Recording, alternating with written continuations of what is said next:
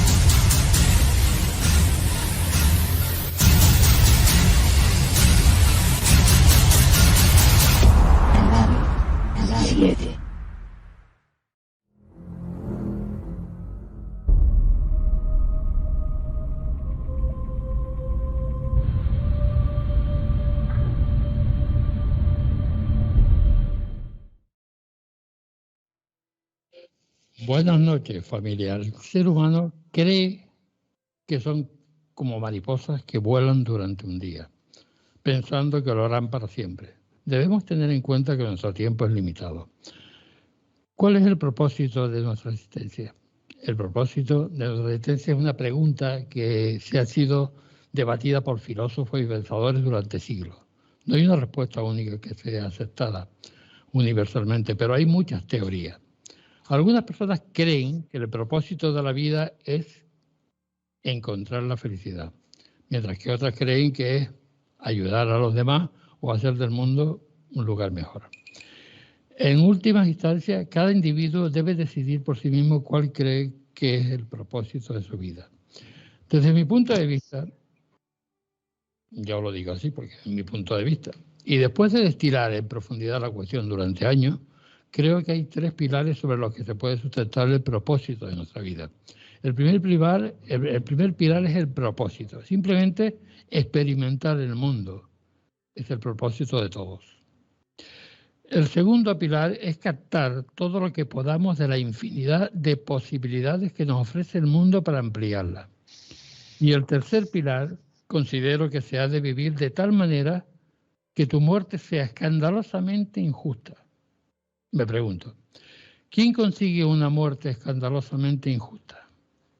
Pues quien ha realizado los dos primeros apartados, experimentar, aceptar y valorar todo lo que nos ocurre en la existencia, y quien procura ampliar los límites de las posibilidades existe en el mundo.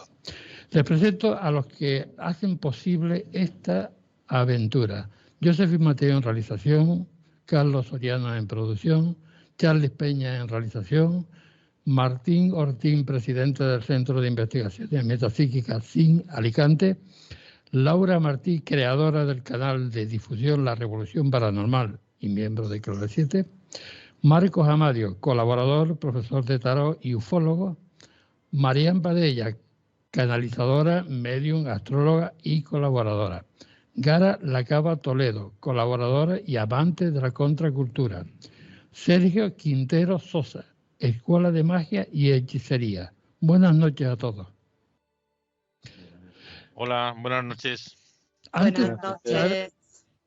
Antes de comenzar con este debate tan interesante, nuestra amiga y colaboradora Marian Padella estará esperando las solicitudes de canalización en directo.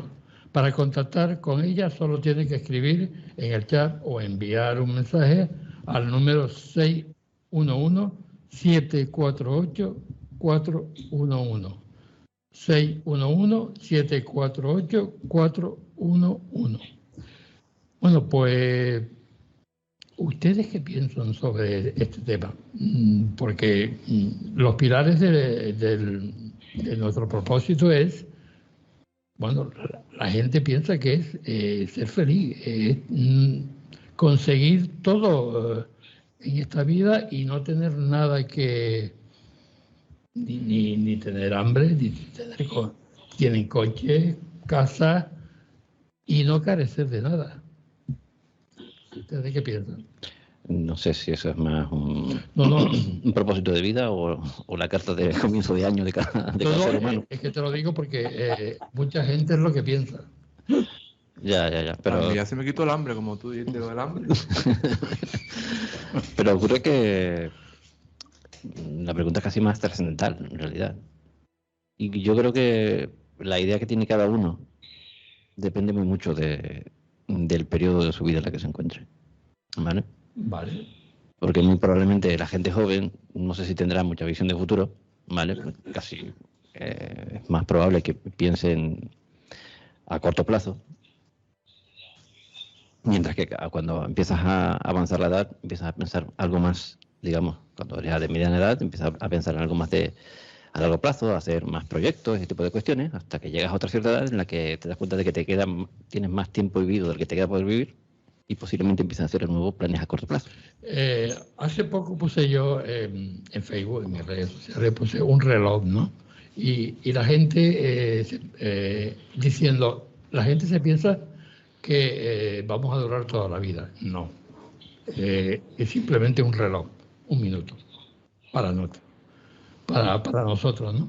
Y realmente es así, porque la vida no vamos a vivirla toda la vida, prácticamente. Y encima que no vamos a conseguir todo lo que nos proponemos. Y si lo conseguimos, no nos lo vamos a llevar a ningún lado. Esto se queda aquí. No entiendo por qué la gente quiere... Si hablas de conseguir desde un punto de vista material, desde luego, ¿vale? Pero también conseguimos otras cosas que no son materiales. Sí, claro. A ver, tenemos... bueno, la inmortalidad. La inmortalidad, ¿no? El tema de la felicidad no la vamos a conseguir. Porque la gente la busca, pero no la encuentra. Porque la gente no sabe lo que es la felicidad. Porque no lo sabe, claro. Realmente. Porque la felicidad está dentro de nosotros. No, pero yo me refería a la inmortalidad, por ejemplo, a la inmortalidad de tu persona en el tiempo, de lo que tú hayas conseguido, de tus hazañas, de lo que la huella que tú hayas dejado. Eso es lo que buscaban los antiguos egipcios. Sí, si vieran a Charlie, perdón, pero el propósito de él es limpiar el estudio. Charlie ya conoció la felicidad y ahora es el hombre más feliz del mundo. Él es feliz con una escoba aquí. Hasta que vuelva a tener hambre, quiere explicar. Me encanta, pero me gustaría escuchar la opinión de ustedes. Yo es que haría una puntualización sobre lo que a lo mejor poder profundizar. Sí. El propósito individual de cada uno y el propósito en general para todos de la vida. Y en ese sentido, lo que yo puedo aportar es que quien a lo mejor lo tiene más claro puede ser la persona que ha visto la muerte de cerca. Y yo en ese sentido puedo hablar de la experiencia de un amigo íntimo que estuvo clínicamente muerto y luego volvió a la vida. Además, él, cuando me explicó su experiencia... Y eso puedo hablar sobre ello porque, bueno, esto es un debate, aquí no hace falta levantar la mano, puede intervenir quien quiera. Yo sí te lo puedo decir porque a mí me han operado 3 veces y ha habido muerte. Y yo te puedo decir que me han dicho incluso que tenía cáncer.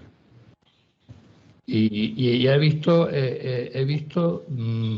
la muerte delante mía, ¿no? Y a los 16 años, donde estaba, se me moría la gente que entraba en mi habitación. Se me moría, yo avisaba a las enfermeras y se lo llevaba. Entraba otro, se me moría. Y así durante 3 meses, con 16 años. Para un niño de esa edad, ¿qué propósito podría tener? Es que cuando Alberto me contó su experiencia, que además me autorizó, porque yo recuerdo que le dije, oye, si algún día surge poder hablarlo, ¿lo puedo hablar en tu nombre? Me dijo, sí, sí, sin ningún problema. Entonces, aparte que me contó toda la experiencia de cuando entró en ese otro mundo, en esa otra realidad, lo que sintió, me dijo una frase que realmente me dejó impresionado. Él me dijo, dice, mira, Marcos, dice, me he dado cuenta que mi vida era un chico joven. Podría entrar en detalles que si queréis los puedo explicar, pero para no alargarme y abrir espacio a los demás. Pero su conclusión fue esta, dice, mira, cuando he estado en la otra parte, me he dado cuenta que mi vida no ha servido absolutamente para nada. Dice, pero ¿sabes lo peor? Dice, no me ha servido ni a mí mismo me ha servido. Cuando él en esa otra realidad toma conciencia, desesperadamente desea volver. Y él tiene la oportunidad de volver. De hecho, en su caso, pasó en los años 80, él entra en ese estado de muerte porque no lo sabía. Se lo descubren después, que tenía el SIDA. Cuando empezó la enfermedad de Freddie Mercury, el actor aquel norteamericano, Sí. Cuando él vuelve a la vida, en el Hospital Clínico de Barcelona, se produce un efecto que los médicos alucinan con él. Es el único caso en el mundo que el SIDA, sin ningún tipo de actuación, está remitiendo voluntariamente. Y él me decía, mira, a mí y a mi familia nos pagan la estancia en los Estados Unidos, en Houston, porque quieren estudiar mi caso. Soy único en el mundo. Es decir, esa toma de conciencia le permitió empezar a sanar. Y él me decía, porque estaba debilitado, evidentemente, dice, pero sabes, dice, mira, Marcos, mi vida ha cambiado, pero en el modo, de la manera como la siento. Cuando me veo con el que vende el periódico, cuando voy a comprar el pan. Es decir, el propósito de vida era vivir la vida de una manera diferente a como la había estado viviendo antes, que fue su toma de conciencia. Él sanó durante un tiempo y él me decía, yo sé que yo me marcharé enseguida, estoy en un impasse que no sé cuánto durará. De hecho, duró tres años o 3 años y medio y luego en 10 días cogió y ya se marchó. Pero en esos 3 años pudo vivir lo que él se estaba dando cuenta en la otra realidad que no le había servido la vida. Entonces, claro, 2 cosas, el propósito individual de cada uno y el propósito de la vida en general, que es común a todos nosotros, porque cada uno viene, el propósito, yo también entiendo, tu misión de vida. Claro, yo entiendo, ahora te doy paso, Teresa, yo entiendo lo que dice Carlos, ¿no? Que según las edades tienes un propósito o tienes otro, ¿no? Porque, claro, cuando yo te cuento mi experiencia, cuando yo me operaron con 16 años, me daba igual. Mis padres lloraban y yo les decía, bueno, pues de Madrid al cielo, me da igual, no pasa nada. ¿Entiendes? Después, cuando llegué a los 40, digo, ole, ya aquí esto no pinta como Dios manda, ¿no? Y ahora, hace 2 años que me volvieron a operar, mira, bueno, te lo resumo. Hoy mismo me sacaron sangre y yo iba como un flan. Y con 16 años no tenía ni miedo. ¿Teresa? Hola, buenas. Yo estoy bastante de acuerdo con Marcos con lo que decía, ¿no? Que obviamente aquí, aparte del propósito individual, hay lo que es el propósito como concepto, ¿no? Que es global. Entonces, todos al nacer tenemos registrada en nuestra esencia, en nuestro núcleo, la misión. Y al entrar en la vida, lo que hacemos es recorrer esa misión, aunque no seamos conscientes. Es decir, la vida es aquello que nos sucede y que conecta con el propósito. Aquí la diferencia es en cómo vamos a afrontar la vida y aquello que nos sucede. Entonces allí ya forma parte de los estadios de conciencia, que son 3, en los que vive el ser humano.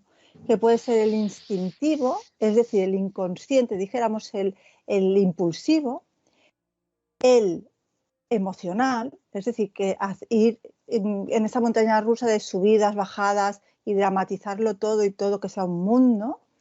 Y luego está el tercero, que es el consciente, que es donde se une, donde el instinto está en calma porque se conecta la emoción a la conciencia y entonces se reflexiona sobre qué me está sucediendo, qué pasa, qué tengo que hacer con esto y es lo que se denomina el aprendizaje. Entonces, cuando aprendemos, transformamos cualquier situación en algo que nos ha servido y ahí ya hemos cubierto una parte del propósito o la misión. Entonces, hay una parte que es el propósito, que es la vida, que es un recorrido que está escrito. Y no lo digo yo como hago una creencia solo, sino eso es un hecho constatable. Porque, por ejemplo, hay herramientas como la astrología que te coge tu mapa y más allá de decirte el por qué, o sea, que eres simpático o antipático, lo que te dice es que te muestra esos puntos en la vida donde te suceden cosas y qué tipo de cosas te suceden, que son literales y constatables, porque esa persona a la que no conoces está diciendo, sí, es que es cierto que en esta edad me pasó esto, porque eso está marcado. Lo que está abierto es cómo vamos a afrontar eso y qué vamos a hacer con él. Bueno, que nosotros ya venimos a la Tierra ya con un propósito, ya un destino, ¿no? Marcado. Exacto. O guiado de alguna manera, ¿no? Marcado, literal, es un mapa. Venimos con un mapa, una ruta que nos sucede. No es algo que nosotros necesitemos hacer algo especial o ser conscientes, porque es que esas cosas nos suceden. Nos suceden las enfermedades, la muerte, el apego, el desapego, las cosas que realmente nos mueven por dentro.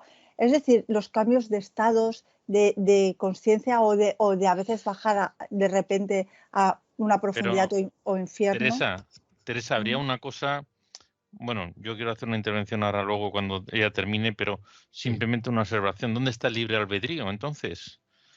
Porque se dice que tenemos el libre albedrío. Sí, exacto. Si todo está escrito y no está todo escrito. Lo que yo creo que hay unas referencias, bueno, yo te digo lo que creemos porque aquí estamos hablando todos de creencias en lo que cada uno, en base a nuestras experiencias personales y lo que hemos podido ver, pues tenemos, yo creo que hay unos puntos de referencia que son hechos importantes en tu vida que lo vas a tener que vivir, pero tenemos un libre albedrío para poder decidir y cambiar nosotros mismos, que aunque no seamos conscientes de ello, sí que lo hacemos a raíz de las experiencias que hemos tenido, experiencias cercanas a la muerte, como ha podido hablar Marcos, y otras experiencias que tenemos, y damos un cambio a nuestra vida. Es decir, en cualquier momento, los que estamos aquí, hoy estamos aquí compartiendo este programa.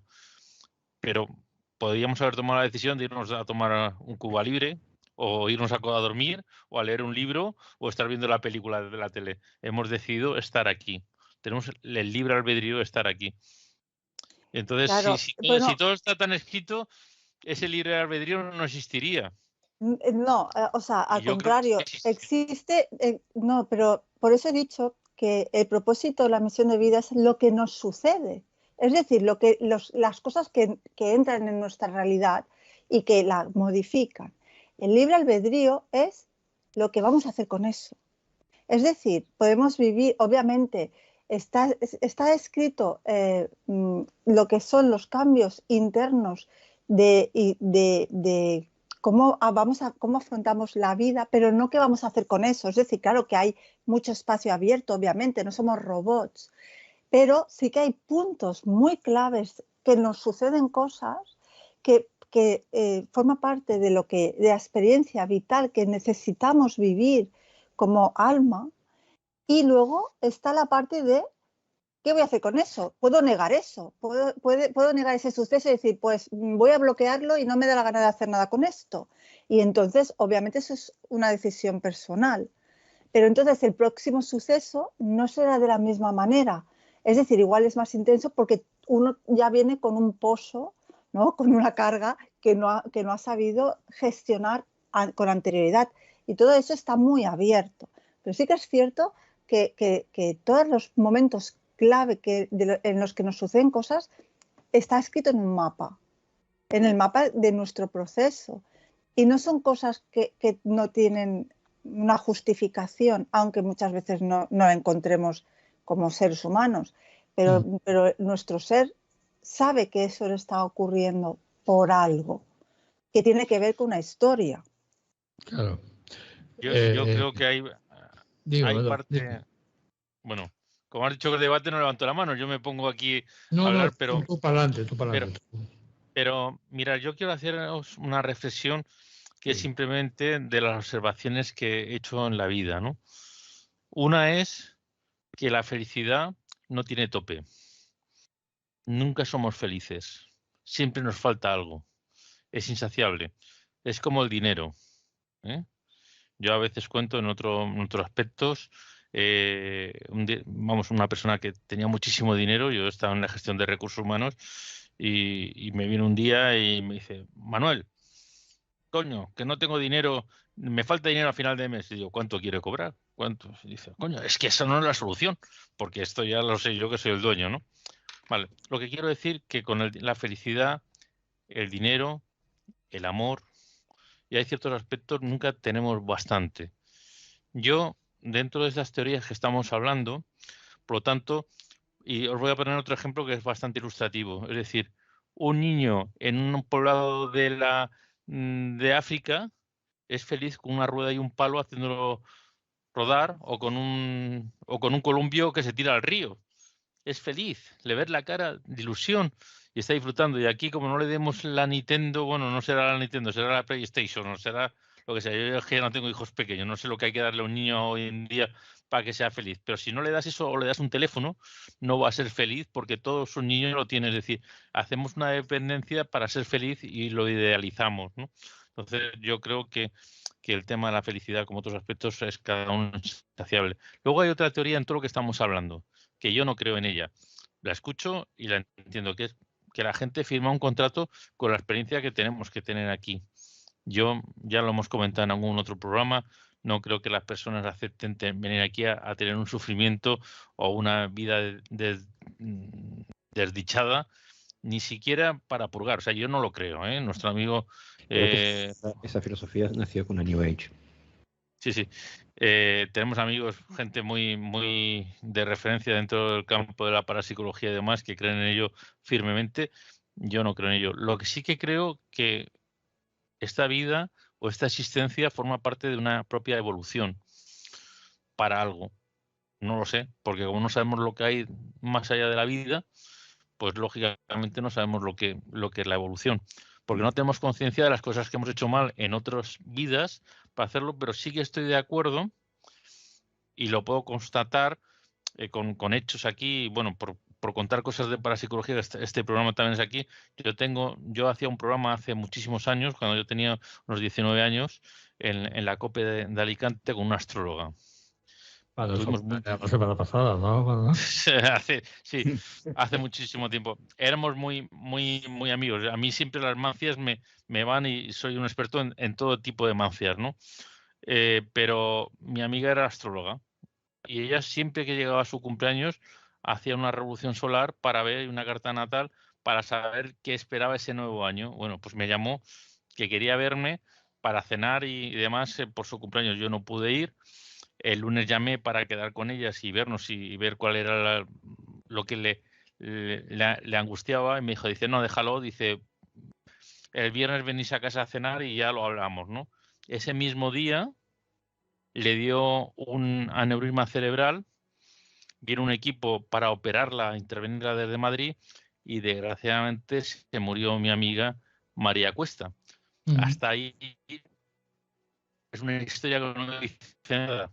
Lo que dice es que al marido le dejó una carpeta de folle con todos los seguros de vida preparados en el taquillón de la entrada de su casa. O sea, ella hizo su revolución solar, y vosotros que sois astrólogos, aquí tenéis personas que sabéis más que yo de estas cuestiones, pues lo vería y yo creo que me llamaba simplemente para contrastarlo, es decir, que hay unos hechos de referencias que en nuestras vidas los vamos a tener que tener. Es decir, esas graves que lo vas a tener y tú le puedes dar la vuelta. Te dicen, no, mira, no voy a coger esta carretera porque me va a pasar, esta me voy a evitar. Vale, pues en vez de tenerte un accidente te va a caer una piedra cuando vas haciendo senderismo por el campo, lo que sea. O tienes que tener una experiencia. Dice, no, pues me separo de mujer y entonces esta vivencia no la tengo. Pues lo vas a tener con la otra, lo vas a tener con un hijo, lo vas a tener con una madre, lo que sea. Y yo creo que venimos para aprender y evolucionar. Hay gente que lo coge y gente que no lo coge. Por eso hay gente que cuando tiene unas experiencias cercanas, como dice Marcos, pues al final cambia.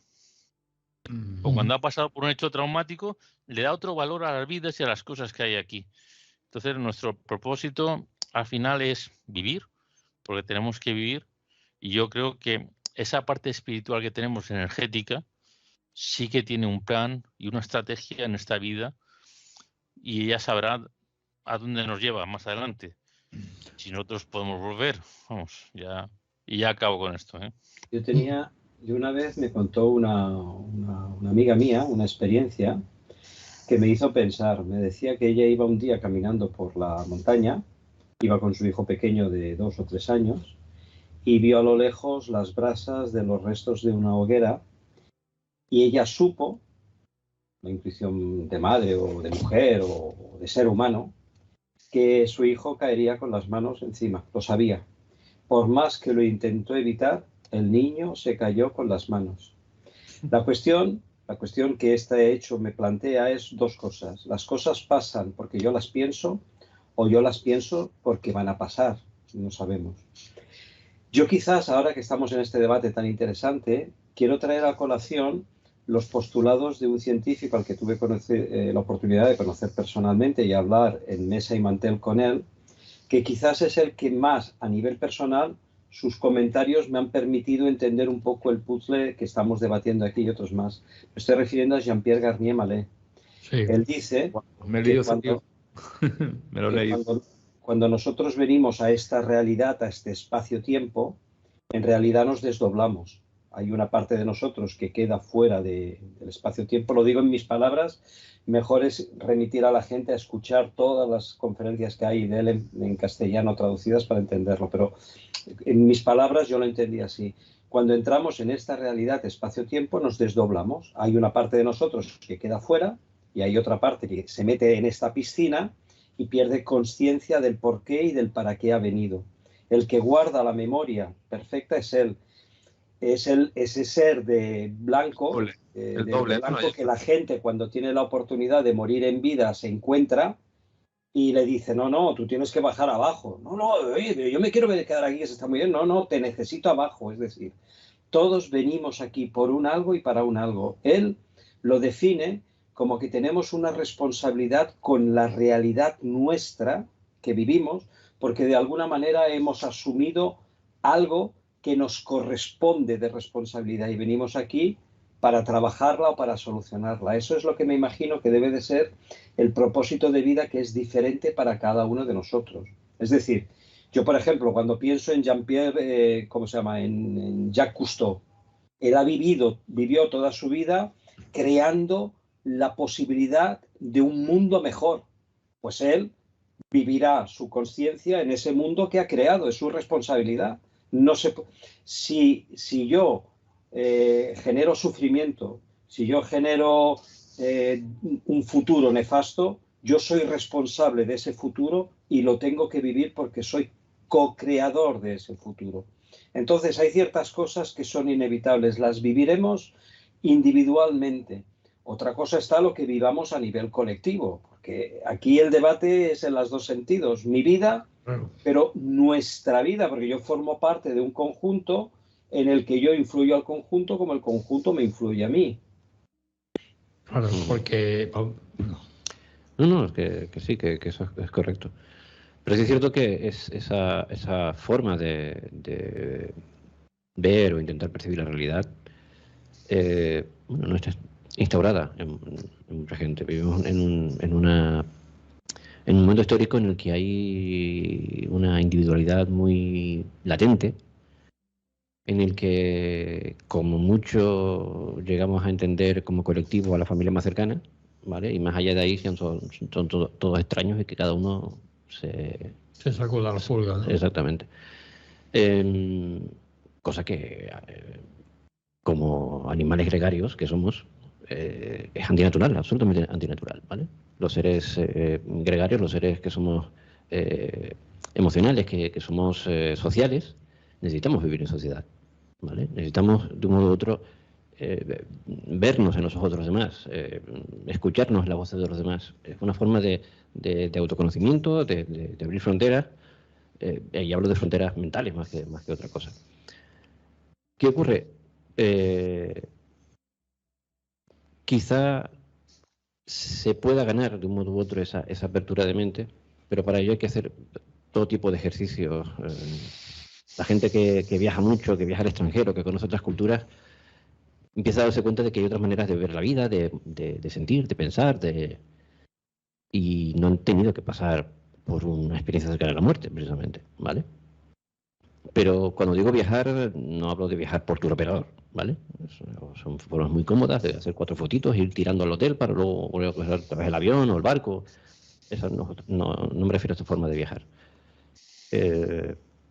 En fin, quiero decir, hay otras formas de llegar a ese, digamos, a ese autodescubrimiento, porque a fin de cuentas es una cosa que todo el mundo sabe, pero cada uno tiene que descubrirla a su manera, ¿vale?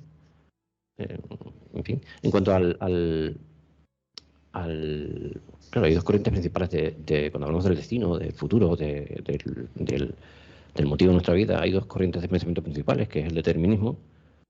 Ese es uno, que es el que dice que todo está escrito, planeado, y yo no sé hasta qué punto eso es correcto. Yo creo que hay la otra vertiente es que cada uno de nosotros hace su futuro, ¿vale? Es un tanto más anárquico. Yo creo que, bueno, para empezar, todo el mundo habla del desconocimiento porque en realidad no sé quién tiene la verdad absoluta. Pero creo que, desde mi punto de vista,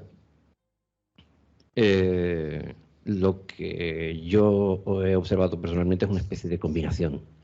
Puede que el final o la finalidad de la vida sea aprender todo de todo el mundo, o experimentar todo lo que puedas, tratar de entender, de comprender. Pero la forma en la que tú llegas a eso es asunto tuyo, ¿vale? Es decir, que tú piensas lo que estaba comentando Manuel, ¿no? Es decir, que no está programado, no está todo guionizado, sino hemos venido aquí a aprender. Esto es una escuela. Hemos venido a aprender. Una cosa está clara. Y nosotros creamos nuestro destino. La vida, en mi experiencia, y supongo que la de algunos de los presentes, es un mecanismo de autoaleccionador, algo así, no sé cómo decirlo. Aleccionador. Sí, quiero decir, cada vez que uno siente que está preparado para algo, la vida dice, vale, pues vamos a verlo, ¿vale? Y te pone eso para lo que crees que estás preparado delante, y cuantas más veces te estrellas contra eso es cuando empiezas a pensar que a lo mejor no estás preparado. Creo que hace eso continuamente, ¿vale? Un mecanismo, ¿no? Funciona como un mecanismo. Sí, a veces me da esa impresión. Y es que los seres humanos somos así. O sea, tenemos 2 formas principales de aprender, ¿vale? Una puede ser más espiritualista, que puede ser el amor, los sentimientos. Y la otra es el miedo. Son las 2 principales fuentes digamos, fuentes revulsivas de nuestra mente para avanzar o para todo lo contrario. Claro. Yo quiero... Perdona. No. Además, Martín, tú vienes... Yo te veo en mi pantalla por la derecha, tienes la preferencia. No, pero aquí también hay... bueno, Charlie, que no se ve en pantalla, y a lo mejor quería decir algo. Bueno, es que hablaron de determinismo, y yo, por ejemplo, siempre he pensado en una especie de... creo que me defino como determinista, pero en un punto un poquito más cientificista, quiero decir, porque ya por pura reflexión, ¿no? Tú, por ejemplo, cuando sucede algún hecho, tiras, por ejemplo, un dado, ¿no? Y te da una serie de resultados, ¿verdad? Y tú piensas que eso ha sido por azar, pero es que realmente no estamos teniendo en cuenta muchísimos factores que realmente no hemos contabilizado, como por ejemplo la fuerza en que yo he tirado ese dado, en la superficie donde cae ese dado, si está o no está inclinada, si las condiciones de la atmosférica incluso que pueden arrojar ese resultado en concreto. Yo creo que si replicas exactamente todos esos factores va a salir siempre el mismo resultado. Eso quiere decir que realmente el azar para mí puede ser una ilusión.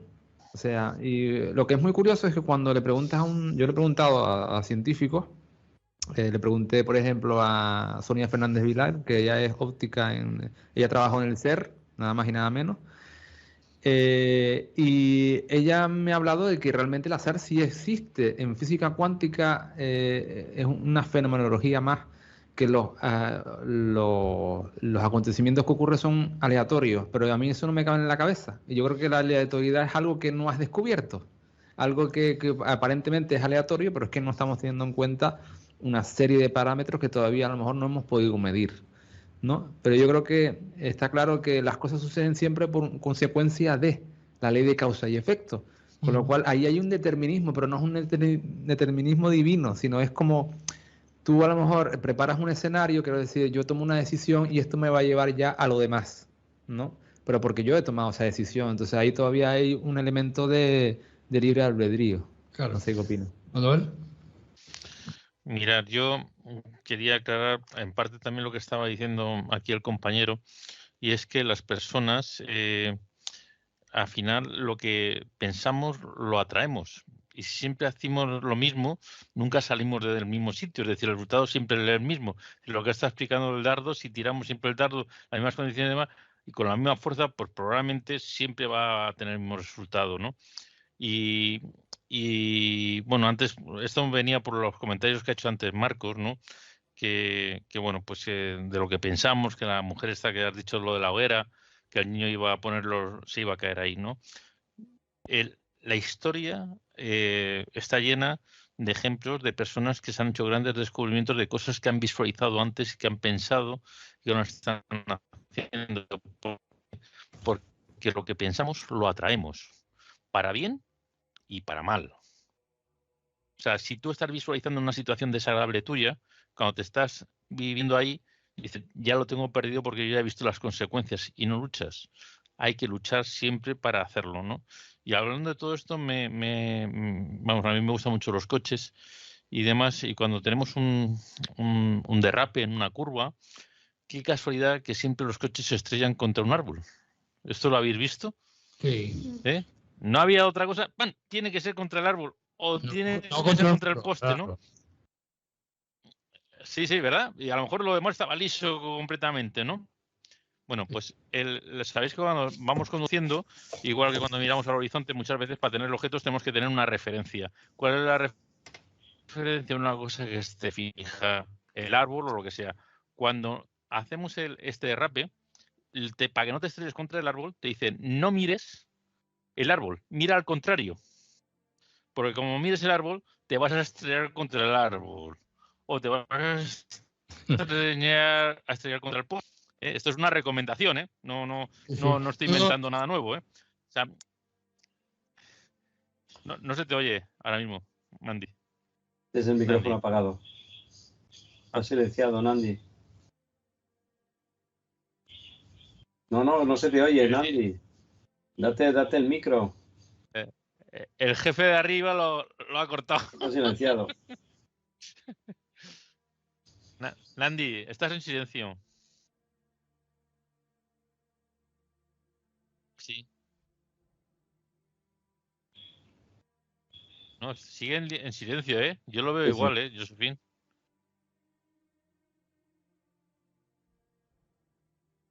Ah, ahora. Ahora no se Venga, oye. dale, Nandi. Igual. No se te oye.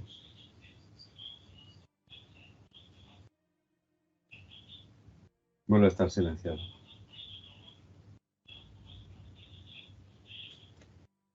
Bueno, mientras él soluciona los problemas técnicos. la cuestión, yo lo que quería aportar era lo que estamos comentando, que es súper interesante, dos aspectos. Una, el axioma de la frase conoceréis la verdad y la verdad os hará libres, pero libres de verdad.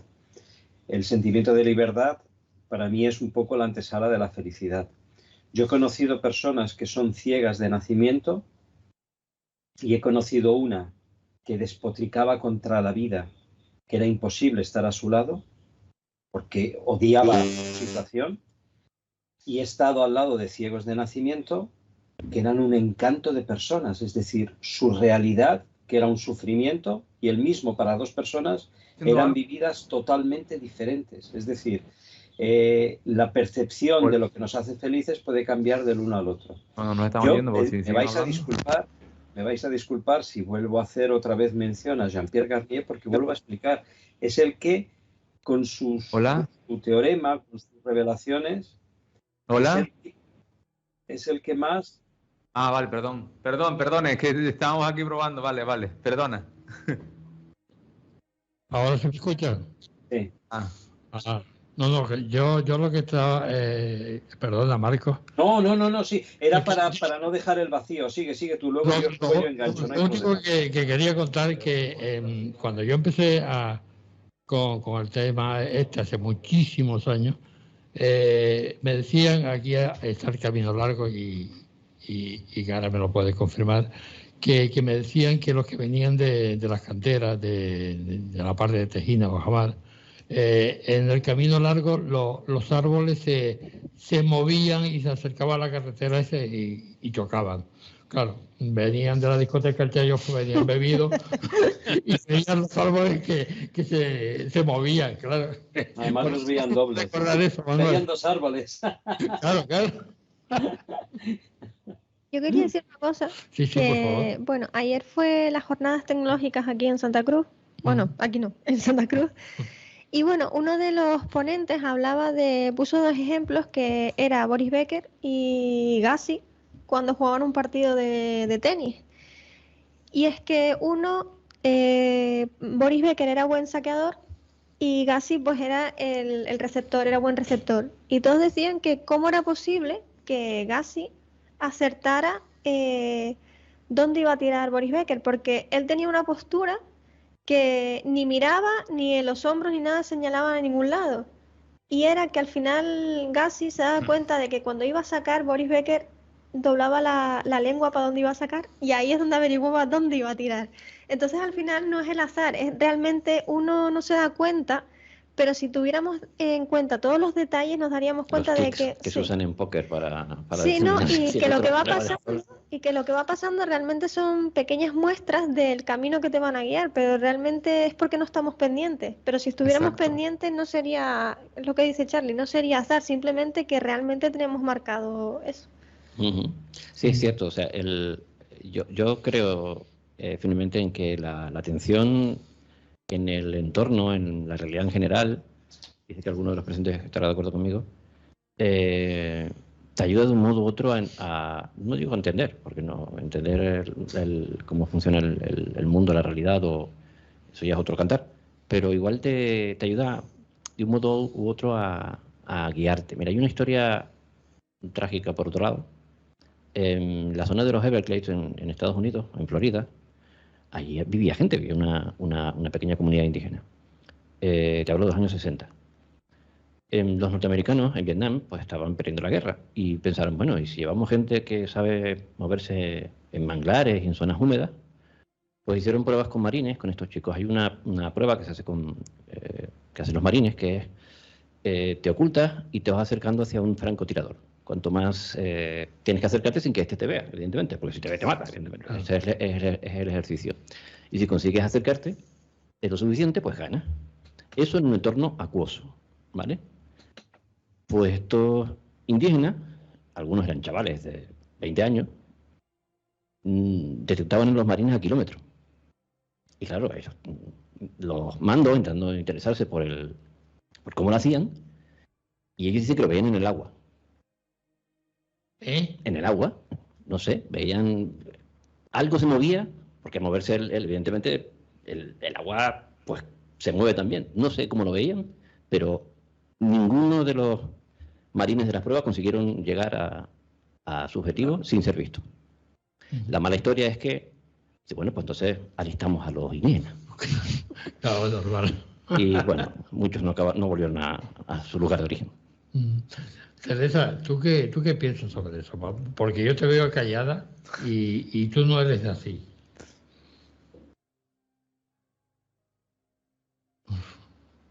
No te oímos. Bueno, claro, es que aquí habría que tirar mucho del hilo.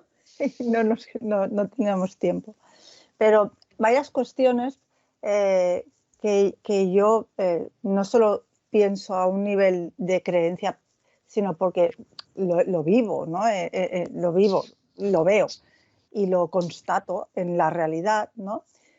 Son varias cosas, voy a coger varias palabras que han salido. Por ejemplo, la felicidad. Yo creo que el problema de la gente que busca la felicidad es exactamente eso, que la busca. Es decir, la felicidad no es algo perdido que tenemos que encontrar. La felicidad es una emoción, es un estado emocional interno. Por lo tanto, es algo que se tiene que cultivar. Uno puede no tener nada y estar en paz y feliz consigo mismo. Eso no significa que no desee cosas, sino que no las necesita. Que ahí está, yo creo, el kit de la cuestión, el no necesitar nada y desearlo todo. Eso es un paso para llegar a conseguir esa felicidad que tiene que ver con la paz interior, básicamente.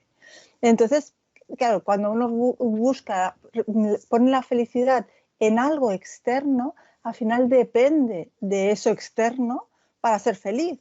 Por lo tanto, siempre habrá frustración y siempre habrá cosas, porque son cosas que no podrás controlar. Por ejemplo, otra cosa que se ha hablado, que es el tema, ¿no? del tiempo, ¿no? En la vida. Si las personas realmente fuéramos conscientes de que ya somos inmortales, vamos, es que viviríamos la vida de otra manera.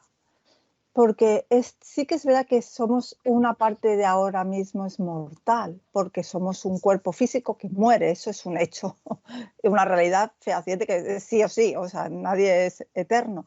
Pero hay partes de nosotros, como nuestro núcleo, nuestra esencia, que va saltando, dijéramos, que va en crecimiento y va cambiando de vida, pero no es una cosa de ahora cierro y abro y ahora estoy aquí. No, es un ciclo, es una misma historia.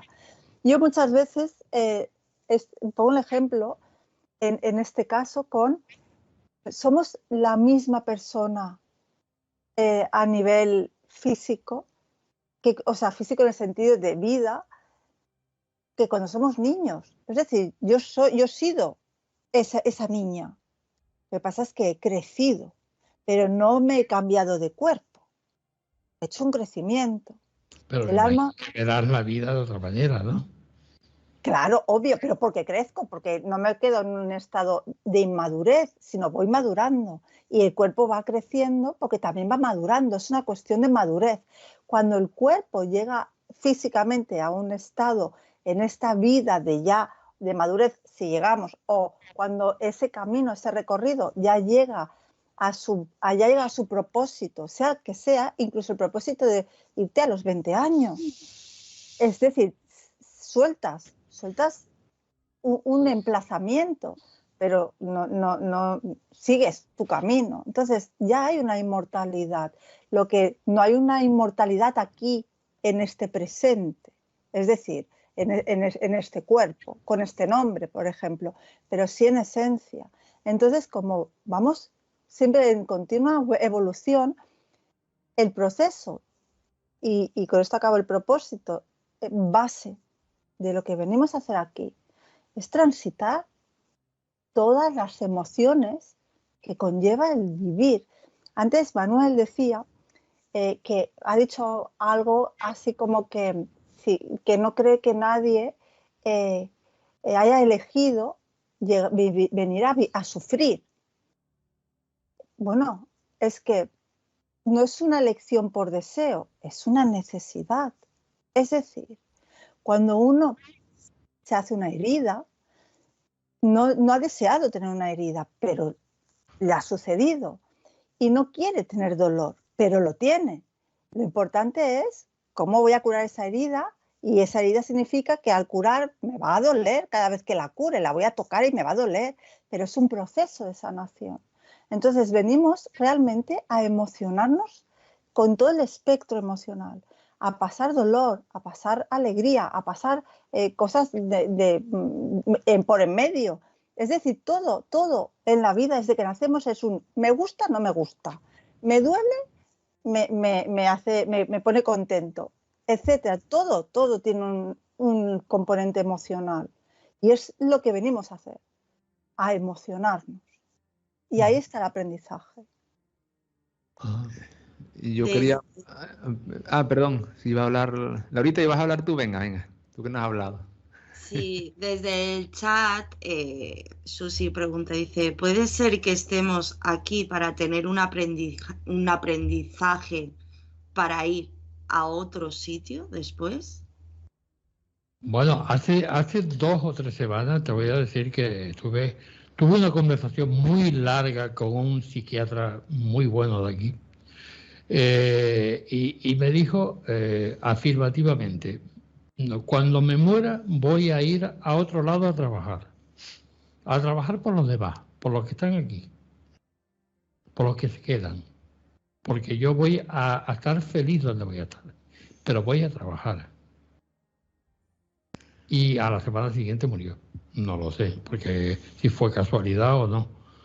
Pero él me dijo eso, ¿no? Y con todas las de la ley y confirmándomelo me lo dijo, voy a trabajar por ustedes. Es curioso. Yo, aprovechando lo de los chats, quiero, hace un rato que Ricardo en Face nos hizo un comentario y también es otra vertiente, otra forma de percibir esto del propósito de vida. Y él dice, explica que en su escaso conocimiento, dice que escuchó una vez una teoría, alguien que le dijo que solemos reencarnar de formas diferentes, como ser humano, como animales, vegetales, etcétera. Creo que eso es una visión más hinduista. Creo que la reencarnación clásica desde el punto de vista del hindú va por ahí, que tiene que ver con el karma y toda esta historia. Y deduzco, dice él, que es para ir evolucionando en cierto modo. Y pudiera ser que por ello se genere en algún momento de la vida déjà vu, pero dice que eso es su teoría. Claro, él apunta que un déjà vu es digamos, reflejos de una vida pasada. Pero ¿qué opinan ustedes de esa visión de la reencarnación? De si te has portado mal, te reencarnas en gusano. Es interesante porque, fíjense, yo he reflexionado mucho, sobre todo con el tema de las plantas, ¿no? Yo he llegado a la conclusión de que es posible, sobre todo con los árboles, es que son seres más evolucionados que nosotros. Pero por muchas cosas, muchos aspectos muy interesantes que nosotros siempre hemos intentado imitar, incluso. Oye, alcalde, yo no me voy a reencarnar en un gusano, no. No, un gusano no, estoy hablando de los árboles. Habla de árbol, que no sé qué es peor desde mi punto de vista. Porque primero que nada, son los más longevos que hay, según lo que conocemos. Hay árboles milenarios, incluso, o sea, que gigantescos. Incluso si nos fijamos en su, por así decirlo, actitud, ellos siempre están en el mismo lugar, están quietos, no necesitan nada, solamente necesitan ellos tienen como su vida transcurre en las raíces, básicamente, en los químicos que intercambian, las decisiones que toman, incluso en si salvamos a este árbol o no salvamos, o sea, hay una inteligencia ahí debajo. Pero quiero decir que es interesante porque nosotros lo que tenemos es referencia como alcanzar la iluminación, según el budismo, por ejemplo, ¿no? Son comportamientos que se parecen mucho a un árbol, que como es estar quieto en una montaña sin hacer nada y vivir esa nada, estamos como y cogiendo hasta vitamina D, ¿no? Como si fuéramos una planta, ¿no? O sea, quiero decir que es muy interesante eso y yo creo que son seres que son más evolucionados que nosotros por todos esos aspectos. No sé qué opinan ustedes. Bueno, ahí hemos lanzado varios melones a la mesa. ¿Qué opinan? Si es que nos siguen escuchando. ¿Nos escuchan? Es que, vamos a ver, yo los postulados de la reencarnación antes los veía un poco en esos términos, y reconozco que a medida que he ido avanzando mis conceptos van cambiando, no porque me niegue a que eso pueda ser cierto. Es decir, los valores de la consciencia son unos, mientras que el cuerpo o la materia no deja de ser una cárcel, una prisión. Es decir, cómo esa consciencia se manifiesta, yo no sé si lo que consideramos bueno o malo es válido, porque a lo mejor desde el punto de la consciencia esos valores son relativos y cambian totalmente, ¿no? De hecho, en mi vida, yo por ejemplo, cuando era niño, yo veía a mi padre que era un cabroncete, porque no me dejaba hacer. Y ahora que yo soy padre, mi concepto de que mi padre era un cabroncete, no, digo, que menos mal que mi padre fue así. Es decir, los conceptos cambian. Entonces, visto desde otra realidad que no es la nuestra, y cuando digo nuestra realidad me refiero a nuestros sentidos, nuestra realidad material, que vuelvo a decir, no deja de ser una prisión, deja de ser una prisión.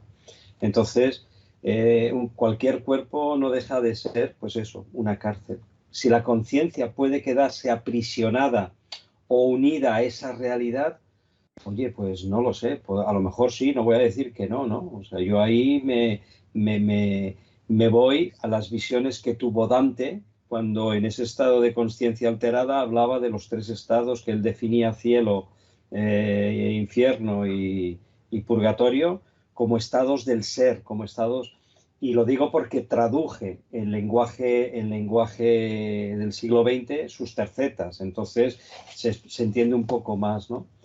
Todo es, si nosotros somos elementos para que la conciencia universal tome información a través de nosotros, desde ese punto de vista, el gusano se diferencia poco de mí porque él aporta informaciones que yo no puedo dar y viceversa. Porque hay algo de mí a nivel físico que está dentro del gusano, como hay algo del gusano que está dentro de mí. En el momento que yo me he comido una manzana con un gusano dentro, parte de la memoria de los gusanos ya está dentro de mí. Punto. Esa es la realidad. Y si yo cuando me muero, los gusanos van a comer mi cuerpo, toda esa memoria celular entra en ellos. Es decir, ver el universo en clave de información, que es como creo que hay que verlo, nos permite ver la realidad de manera diferente. Yo no me atrevo a decir que sí ni que no, pero bueno, es lo que dices tú, Carlos, muy bien dicho. Se han abierto tantos melones que ya Manuel lo había dicho. Aquí vamos a necesitar muchas horas. Claro. Unos chupitos para... Estamos entrando en cada parte, Dios mío. Tampoco tenemos tanto tiempo, así que no te preocupes, los chupitos no los traemos. Pero bueno, es muy interesante.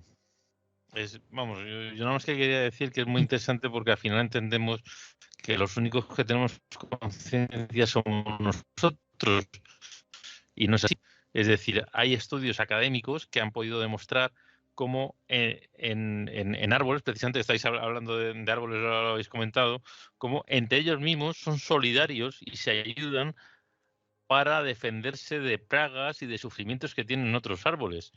Con lo cual, al final, mira, sí que habéis tocado un tema que yo lo compro, que es la conciencia colectiva de todos nosotros. Venimos todos de una energía superior y al final nos vamos otra vez ahí.